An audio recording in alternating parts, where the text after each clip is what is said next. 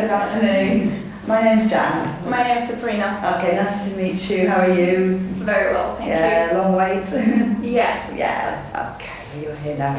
First of all, could I ask for your identification document? Yes. Here you are. That's lovely. Thank you very much. That's fine. Okay, so what we're going to do is we're going to start with your presentation, during which I might make some notes, but don't worry, they're just so that I can ask you questions in the discussion phase. We'll follow that with the discussion and the interactive task, we'll move to the listening, and we'll finish with conversation. Could I just ask you which list you prepared for the conversation? Was it list B, I think. Okay. With these ones? Yes. Yes. Okay, that's fine. So the clock is there to help you. Do you have any notes for me to look at? Yes. Thank you very much. Plan for the presentation. Okay. Well, you may start when you're ready. Okay. My topic is the Carnival of Venice. I'm particularly very interested in this carnival, and yesterday I came back from Venice. And I really wanted to visit this city. Unfortunately, I didn't have the chance to do it in February when the carnival takes place.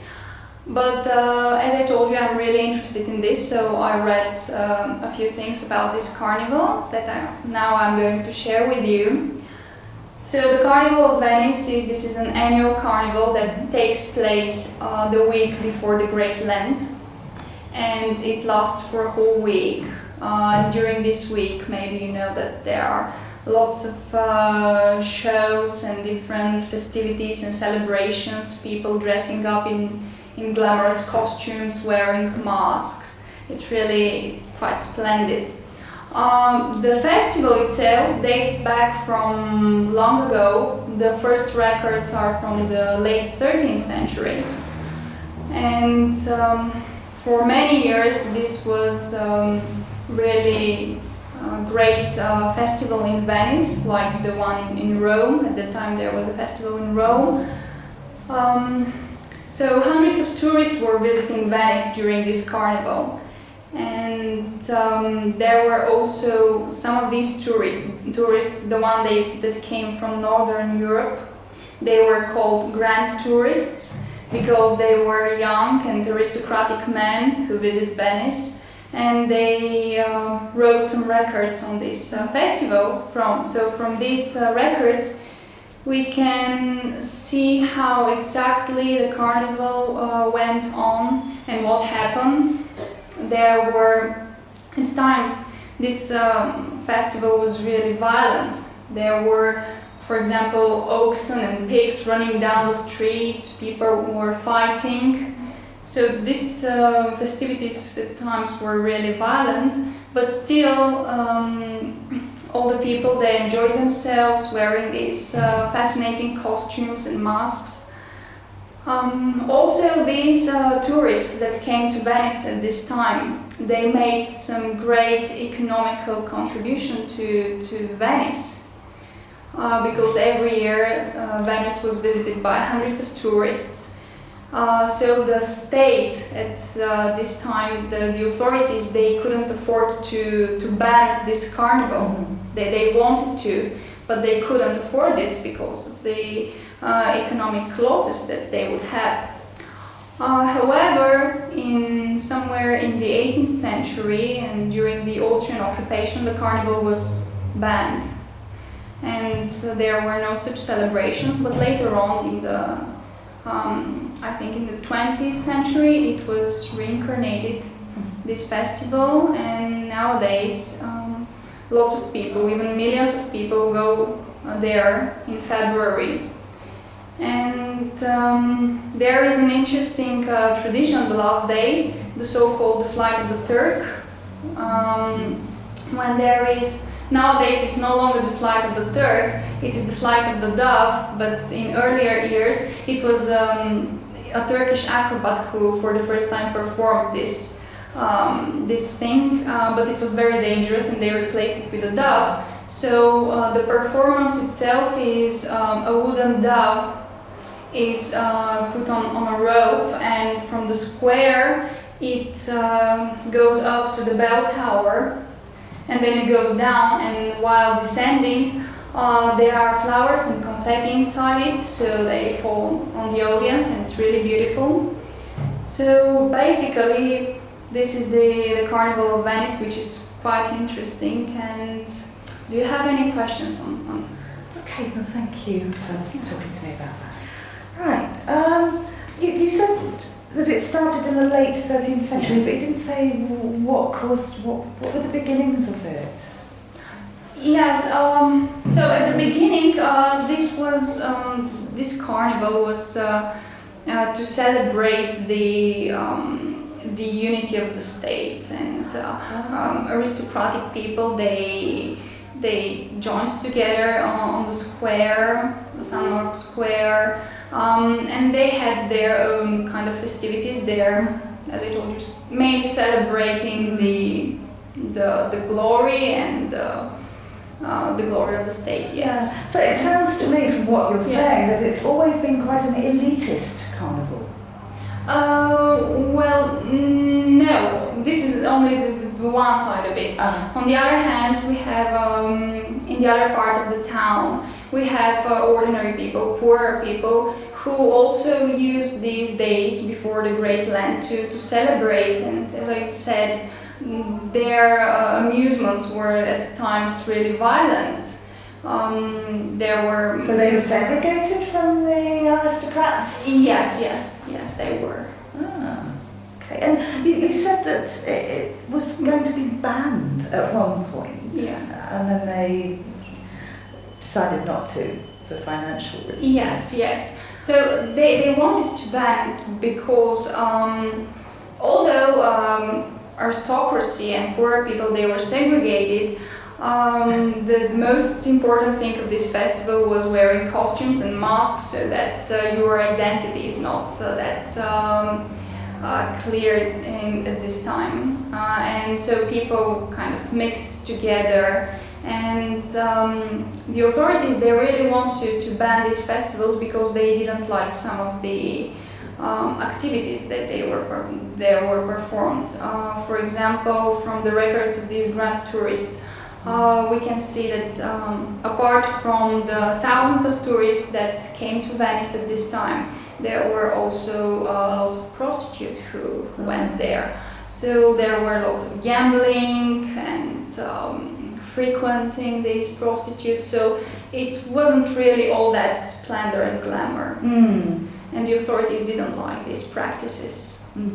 But as I told you, they were interested in the economic contributions. Right, so decadence pays. Yeah. Okay. Yes. And so I would like to ask you, have you ever been to Venice, to the carnival? Never to the carnival, but to Venice, yes. Okay. Would you like to visit this carnival? I think that for me nowadays to be too crowded. Yes, really. Nowadays there, as far as I read, there are millions of tourists who go there. So it's and from what I've heard, it's a bit of a rip-off. All the prices. Yes, it's not. Okay, and have you ever been to any other carnivals around the world? I used to live in the middle of Notting Hill Carnival in London. Yeah. And what was celebrated there? That's a Caribbean celebration. The immigrants. Yeah, it's great fun. Okay, do you like it? I did, but again, I don't think I'd want to go there unless I lived there in the middle.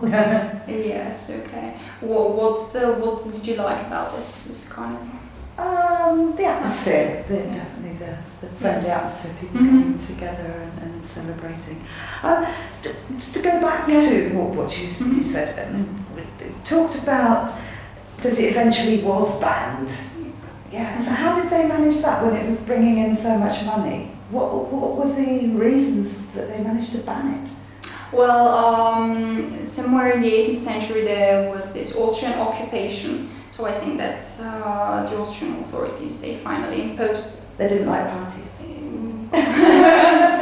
Could be, and still local people tried to revive this carnival, but their attempts were only, they only could celebrate, for example, children's birthday parties. So the carnival was really this, celebrating children's birthdays, and at these birthdays you can wear masks and costumes, but nothing more than this. Okay, well, thank you for that. That was interesting. Now we'll move on to the interactive task. Okay. So in this task, I'll start by telling you something. You'll have to ask me questions to find out more information. It's your responsibility to maintain the conversation. Are you ready? Yes. Okay. An acquaintance of mine refuses to employ smokers in his company. He thinks he has every justification, but it could be argued that this is a form of discrimination. Okay, so he isn't a smoker himself? He's a reformed smoker. Oh, fine. Good. And do you have any statistics, for example, how many people, do the majority of the people in the company smoke? Or? Well, it's a new company, but it's going to be his policy. All right. Okay, have you talked to him on this issue? We've come to almost to blows over it, because I think whatever he's talking about smoking, it is nothing more than a form of discrimination. Yes, okay, and since it is quite a popular policy in many countries, then maybe it's okay, but still, can you talk to him to, for example, to introduce some smoking areas in the company? Well, he's not interested in that. I think it's the issue that worries me. It's a slippery slope. If you start not employing smokers, what's going to be next? Okay, yes.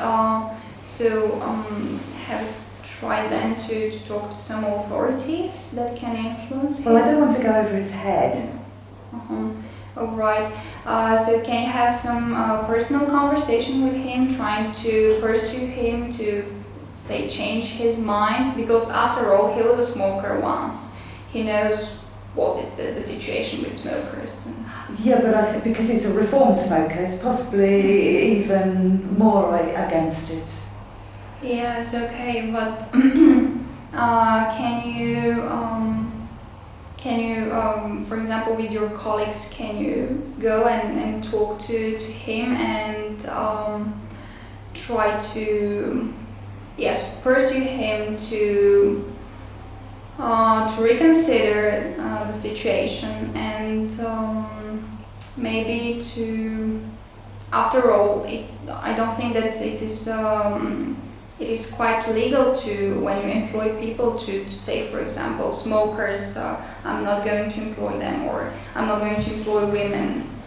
I don't know, I don't think there's a particular, I don't know if there's a law about would protect smokers. Yeah, because I've heard in some job advertisements, when you want to put an advertisement, when you're seeking for employers, you are not allowed to specify men or women.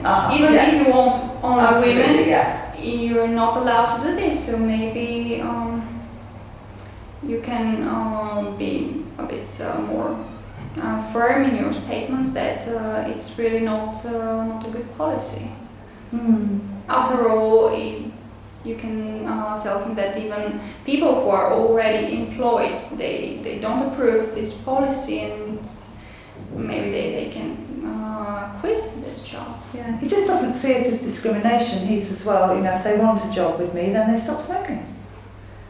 Yes, but yes, it is a discrimination, and you have to, you shouldn't violate. This is a human right, choose whether to smoke or not. You can't violate it, so I think you should have a serious talk with him, and one way or another try to persuade him. Okay, well, thank you for that. Right, now let's move to the next part too. Listening. So, I'm going to read you 3 short passages, and after I've finished each one, I'd like you to either suggest a suitable ending or answer a question. I'll then move on to the next passage. Are you ready? Yes. Okay. These 2 passages are incomplete. When I stop, I'd like you to tell me in just a few words how you think the passage finishes. Okay. I didn't think I'd done very well in the interview. I was quizzed by a panel of managers who asked me some searching questions about the posts I'd held in the past.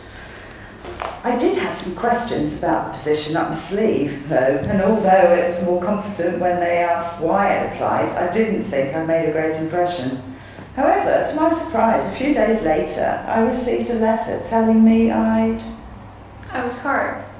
Okay, thank you very much. And next passage. Peter's always wanted to be one.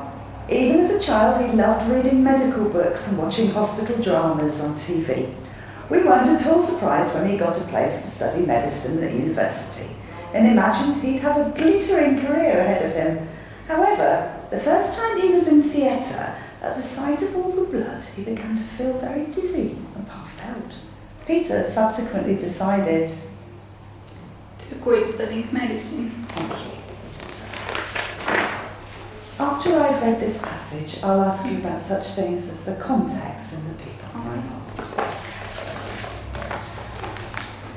She's only got 3 weeks to go now, or at least that's what the midwife says. But everybody reckons that around 2 weeks late's normal with the first one. She's been feeling washed out lately, which is not surprising, really, carrying around that big bump. Her husband's really excited and trying to get the nursery finished on time. He was busy painting the walls all weekend. It's white, so there won't be a problem either way. Who is the speaker talking about? Maybe he's talking about a pregnant woman. Okay, thank you very much. Right, now let's move to conversation. All right.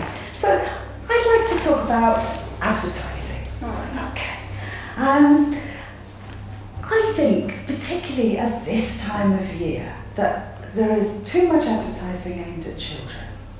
Yes, that's true. And the sad thing about this is that they're trying to influence children, and children are really very easily influenced, and so they persuade their parents to buy them things which are not really that good for them. So I think it's really bad on the side of advertising companies to aim that much their commercials and ads towards children.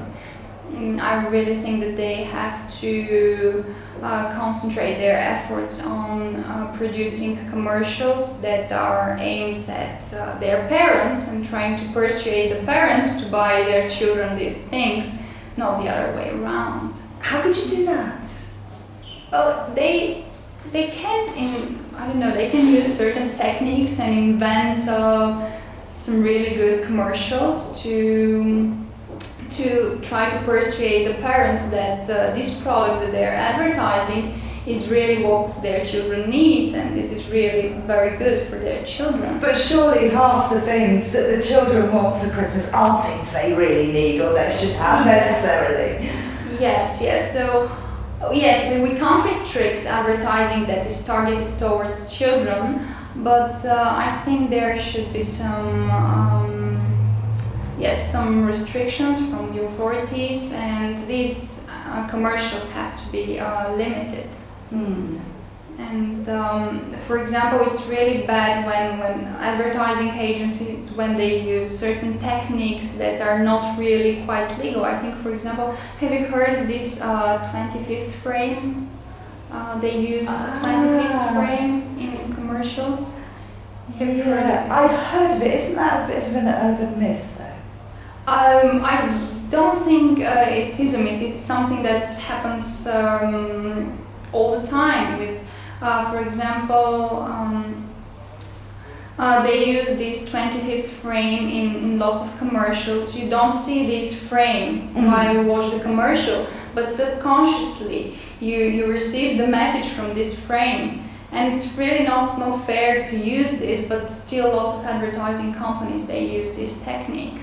That would be very worrying if it got into the hands of political parties advertising. So that's why I think that this is something illegal, and but still some companies, I think they use it. There is a very famous brand that produces some kind of a drink, and I've heard that they use this frame. Is that a global brand? Or? Yes. Yeah. It's a global How do one. they get away with it? Well, I don't know.